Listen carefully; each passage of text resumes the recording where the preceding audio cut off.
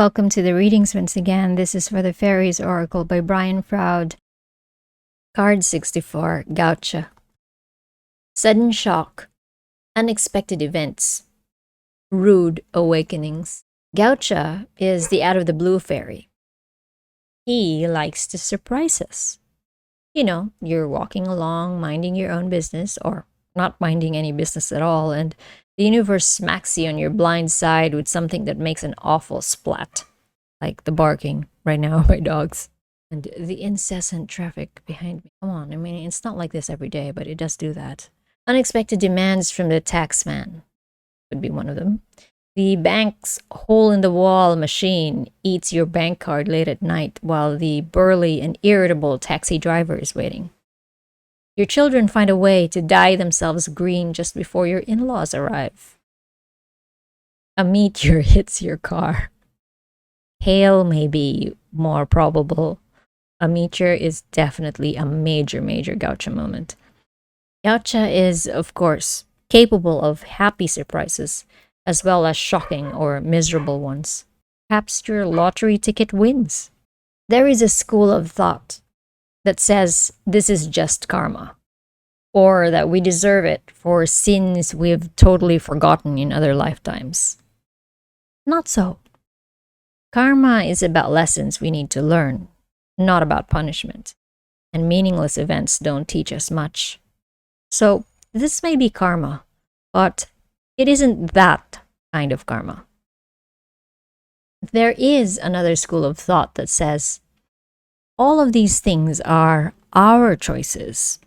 We chose to be there when this was happening. We choose to step in front of the invisible cosmic bus. There is some truth to this on one level of being high in this superconscious. As Gawtcha says, I know more than I see. But most of us don't function at that exalted, intuitive level of consciousness much of the time. However, many of us do get hints, little flashes of intuition, and sometimes even big flashes of intuition. We often say, I knew I shouldn't have gone that way, or trusted that person, or invested in that stock. There are two things Gawtcha is trying to teach us. He says he doesn't enjoy doing it, but do we believe him? Actually, Jessica does mostly. Firstly, we need to learn to listen to and trust our intuition. We need to be awake and aware. It's just part of what we need to learn in order to fulfill our potential, to have happy and satisfying lives. Without it, we are sleepwalking in the world, missing all of the wonders and joys while not missing many of the bumps and pitfalls. Second, when there are lessons we need to learn, or when there are experiences that are properly other people's but that have impact on us, we need to learn to roll with the punches, to take what comes at us, learn what we can from it, and regain our balance as quickly as possible. Things happen. We can't always control them, and we can't always get out of their way. We don't always even have a choice about them. For example, to live with a beloved animal friend probably means that you are going to lose that creature at some point, but because most pets have shorter lifetimes than humans do, other things happen as well. People occasionally win huge sums in lotteries, but this too, we need to be able to take in our stride and not be completely lost in it. Gawtcha knows we like to build sturdy, rigid structures in our minds and lives, but he also knows that these often are not good for us. Sometimes we even complain about them, muttering about life being dull and boring, yet we cling to them tenaciously. Such inner and outer rigidities usually encourage stagnation, and the Unity card is card 1. Card 1, Unity, insists on growth. So to help us along, Gawtcha kindly delivers these sudden surprises. Yet how often do we remember to say thank you? It's hard, says Gawtcha, doing such a difficult job. It's enough to drive a fairy to drink. From the look of that bloodshot eye, He has already been into some of the more potent otherworld nectar. Starter reading. Gawtcha in a reading speaks to us of sudden, often violent breakdowns of existing structures, habits, patterns, and/or attitudes.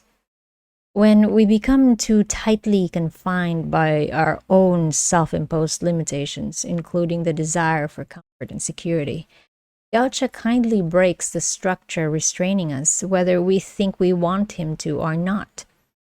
On a soul level, we know this to be necessary, but in our everyday thoughts, we usually get pretty upset about it. However, breakdown can lead to breakthrough. This is liberation, and we often haven't a clue what to do with it. This is usually the beginning of a period of confusion, even disorientation, while we search for a way forward, although we may think we are simply searching for a way back to what we had before. It is highly recommended that we not try to pick up the pieces and put them back like they were. Consider instead what you would like to build in that part of your life. And this time, remember to leave room for growth. In the reverse, this card means that stagnation rules. It may seem that the situation is forever stuck, mired down in a swamp of misery, boredom, or pain. So it is. And it will remain so until someone, probably the querent, voluntarily sacrifices something outgrown but tightly clung to in order to acquire something better. Bear in mind that the only true meaningful sacrifice is ourselves, our time, our energy, our attitudes and beliefs. Gawtcha standing on his head suggests that we can break loose from this pattern by dedicating ourselves to some service, some voluntary but meaningful sacrifice that will loosen the knots, break loose the cement around the joints, and set us free. Gawtcha would like us to do this and save him a lot of effort. Otherwise, he's gonna come around and help us break loose just as soon as he has a moment to spare. Oh, as much as I like intuitive epiphanies, I wouldn't want to be on the teaching mode side of Gawtcha. So let's be friends, Gawtcha, okay?